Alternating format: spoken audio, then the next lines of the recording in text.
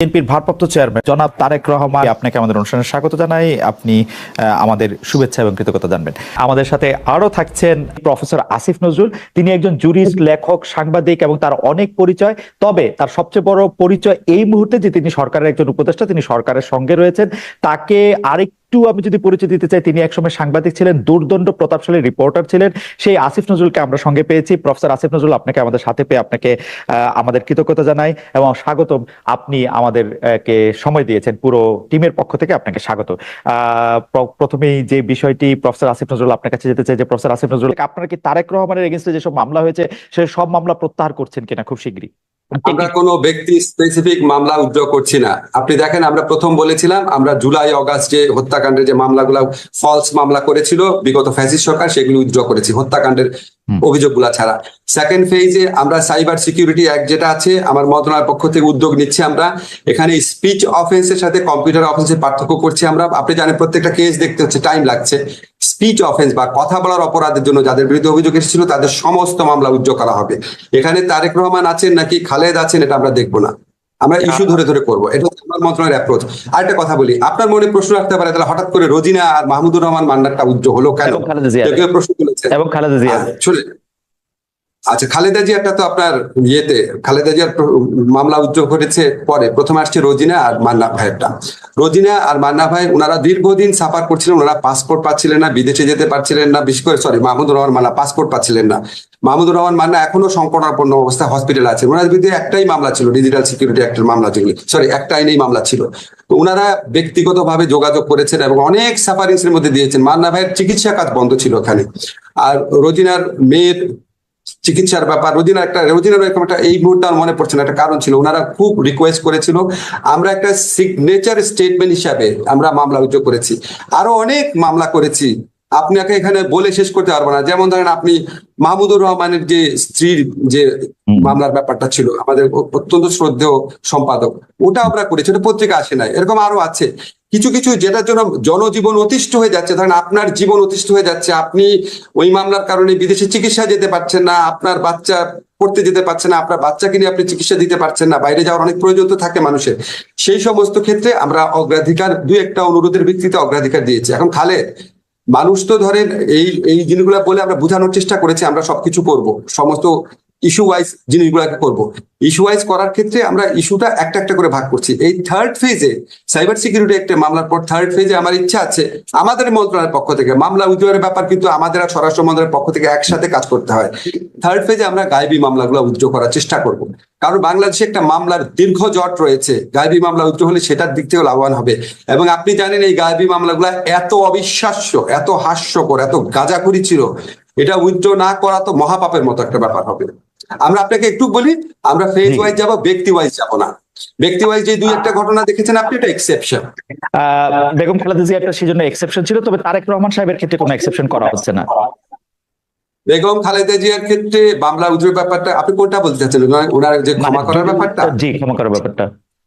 বেগম খালেদা জিয়ার মামলায় যে বিচারটা হয়েছিল, সেই বিচার নিয়ে মিজানুর রহমান খান এবং আমি লিখেছিলাম। আপনাকে একটা জিনিস মনে করাই দিই, বেগম খালেদা জিয়া মামলার শুনানিকালে উনি বিস্মিত হয়ে বলেছিল যে এতিমের টাকা আমি আত্মসাৎ করেছি, এক্সক্লেমেশন চিহ্ন। সেটাকে বিচারক লিখেছেন উনি এতিমের টাকা আত্মসাৎ করে নিজের মুখে স্বীকার করেছেন। আপনি চিন্তা করতে পারেন এই ধরনের বিচার হয়েছে ওনার ক্ষেত্রে। আরেকটা বলি আপনাকে, নিম্ন আদালত যে হাইকোর্ট যে সাজা দেয়, নিম্ন আদালত যে সাজা দেয়, সেটা আপনি কখনো শুনেছেন হাইকোর্ট বাড়িয়ে দেয়? হাইকোর্ট বাড়িয়ে দেয় আপনি শুনেছেন? এমনকি যারা জামাতে যেসব লিডারের শাস্তি হচ্ছে, সেই সমস্ত যুদ্ধ অপরাধীর ক্ষেত্রে দুই একটা ঘটনা ছাড়া বাংলাদেশের ইতিহাসে ঘটনা ঘটেছে। উনি শোনেন, পরে আমরা শুনলাম কি যে বিচারক উনাকে জামিন দিয়েছিল দেখে উনার হাইকোর্টে অ্যাপিলেট ডিভিশনে এলিভেশন বন্ধ রেখেছিল। শাস্তি বাড়ানোর পর উনাকে এলিভেট করা হয়েছে। আপনি জানেন গত আমলে কিভাবে বিচার হয়েছে। উনার মতো নির্যাতিত মানুষ বাংলাদেশে কে আছে এই গত 15 বছরে? যারা মারা গেছে ওনাদের কথা বাদ দিয়ে আমি জীবিত যারা পলিটিক্যাল লিডার আছে, আমি তো মনে করি উনার প্রতি, উনি যে এত বছর জেলে ছিল, উনার প্রতি চরম অবিচার করা হয়েছে। আমি সিদ্ধান্ত নিয়ে প্রশ্ন তুলছি না, আমি মানে প্রক্রিয়াটা নিয়ে। আচ্ছা, পরবর্তী প্রসঙ্গে আসি। প্রফেসর আসিফ নজরুল, যে আগের আমলে আপনি ঠিকই বলেছেন, আমরা আগের আমলে অদ্ভুত সব গায়েবী মামলা দেখেছি, কিন্তু এই অদ্ভুত মামলা হওয়ার প্রক্রিয়া কিন্তু এখনো বন্ধ করা নাই।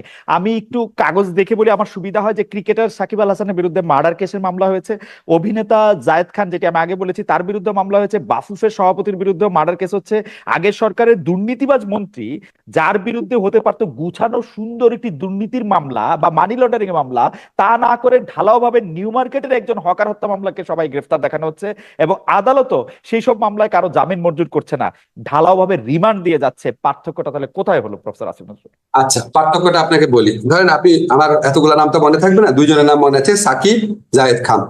যখন কেউ মামলা করে, মামলা করাটা মানুষের অধিকার, বুঝছেন? ব্যক্তিগতভাবে একজন মামলা করে দিল, সেই এই মামলাগুলা পুলিশ করে নাই। পুলিশ যদি করে তাহলে আপনি বুঝবেন রাষ্ট্র জড়িত আছে। এই মামলাগুলা ব্যক্তিগতভাবে করা হচ্ছে, 1 নাম্বার। 2 নাম্বার হচ্ছে মামলার কারণে, এই যে আপনি সাকিব বলে জায়েদ খান বলেন, unless you are a directly involve political figure, এই উনাদের ক্ষেত্রে কি কোনো গ্রেফতারের ঘটনা ঘটেছে? গ্রেফতার ঘটনা ঘটে নাই। যখন মামলা কোনো মানুষ করে, আমরা বারবার বোঝানোর চেষ্টা করেছি, যখন আমরা পুলিশকে বলেছি মামলা যখন করছে আপনারা একটু বোঝানোর চেষ্টা করেন না কেন, যে এই মামলাতে আপনারা যাদের বিরুদ্ধে অভিযোগ আনছেন তাদের কি আপনার সত্যি মানে বিশ্বাসযোগ্য কিনা অভিযোগটা। কারণ আমাদের পিআরবি তে কিছু প্রভিশন আছে, হিয়ারসে ধরনের বা গুজব ধরনের মামলা হলে পুলিশ প্রাইমারি কথাগুলো জিজ্ঞেস করতে পারে।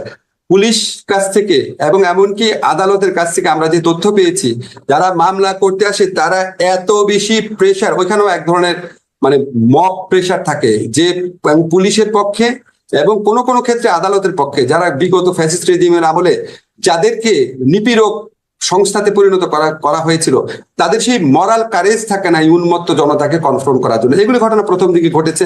আমরা অনেক চেষ্টা করেছি, চেষ্টা করার পর এটা অনেক রিডিউস হয়েছে। আমরা একটা জিনিস সবাইকে বলার চেষ্টা করেছি, যেখানে এফআইআর মানেই গ্রেফতার না। আপনাকে আমি কিছু নাম বলবো না, বাট কিছু কিছু মানুষ যখন আমাদের সাথে যোগাযোগ করে যে এই মামলা তাদের বিরুদ্ধে হওয়ার কথা না, আমরা স্বরাষ্ট্র মন্ত্রণালয় এবং আমরা একসাথে কাজ করি, আমরা আশ্বাস দেওয়ার চেষ্টা করি যে পুলিশ ক্রেডিবল তথ্য না পেলে আপনাদের গ্রেফতার করবে না। গ্রেফতারের খবরগুলো আপনারা পান, কিন্তু গ্রেফতার করা হয় নাই এরকম অসংখ্য ঘটনা আছে। তারপরও আমরা চেষ্টা করছি এই জিনিসগুলা নিয়ে মানুষের যে মনে প্রশ্ন আছে সেগুলিকে আরো বেশি ভালোভাবে অ্যাড্রেস করার চেষ্টা করছি আমরা।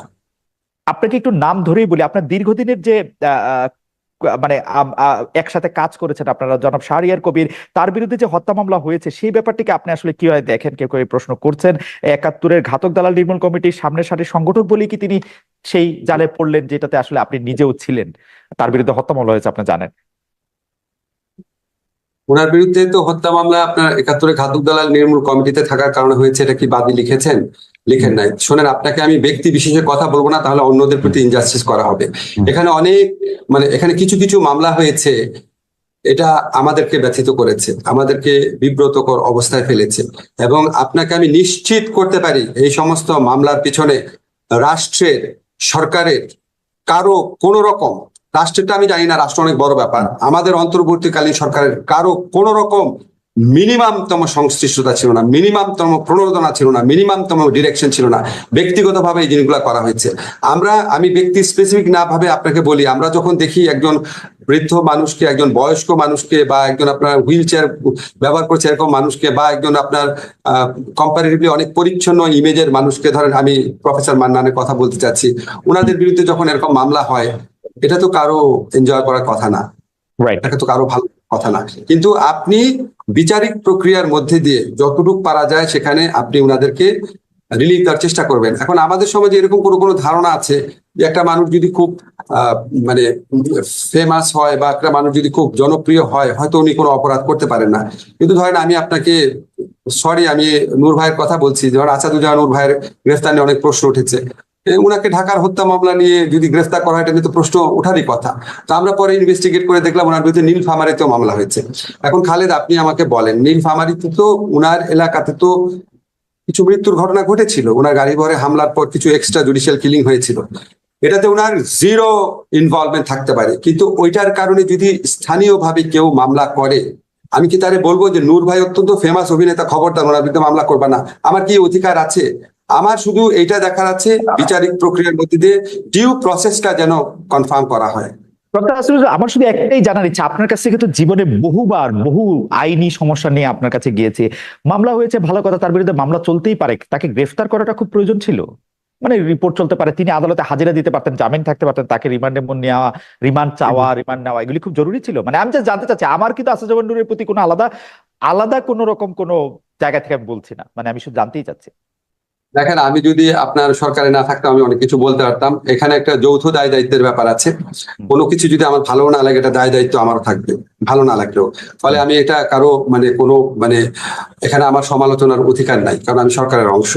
তবে আপনাকে আমি একটা জিনিস তো বললাম যে আমাদের সরকারের আমলেও কিছু কিছু জিনিস হচ্ছে যেটা আমাদের কোনো রকম সংশ্লিষ্টতা নাই এবং আমরা এটা এনজয় করছি না, আমাদের ভালো লাগছে না। আপনাকে একটা জিনিস শুধু মনে করিয়ে দিচ্ছি, 15টা বছর একটা দল ক্ষমতায় ছিল, তারা সমস্ত প্রশাসন নিজের মতো সাজিয়েছে। এই পুলিশে যত মানুষ আছে তাদের মধ্যে অর্ধেক তাদের আমলে অ্যাপয়েন্ট করা, অর্ধেক পত্রিকা রিপোর্ট আছে, আপনি দেখবেন সমস্ত প্রশাসন তাদের সাজানো। সমস্ত কিছুতে আমাদের ইচ্ছার প্রতিফলন আমরা এখনো ঘটাতে পারি নাই। অনেক ক্ষেত্রে কিছু কিছু জিনিস হচ্ছে যেটা হয়তো আমাদের মানে এই 15 বছরের ফ্যাসিস্ট গভর্নমেন্ট না থাকলে, নিয়মিত সরকার পরিবর্তন না হলে আমরা আরো অনেক ভালোভাবে কন্ট্রোল করতে পারতাম। তবে আমরা কন্ট্রোল বাড়াচ্ছি। মানে নূর ভাইয়ের সময়ে সরকারের আমলে নিয়োগ করা পুলিশরাই তাকে গ্রেপ্তার করে নিয়ে যাচ্ছে, ব্যাপারটা কি না, এরকম? নূর ভাইয়ের আমলে, আমি তো নূর ভাইয়ের প্রসঙ্গে একটা বলি নাই, আমি বলতে আচ্ছা। চাচ্ছি ধরেন কিছু কিছু ক্ষেত্রে ঘটনা ঘটে, ধরেন আমরা হয়তো কোনো একটা জিনিস জানছি না, বাট হয়তো আমাদেরকে বিব্রত করার জন্য কিছু মামলা হচ্ছে। এইবারে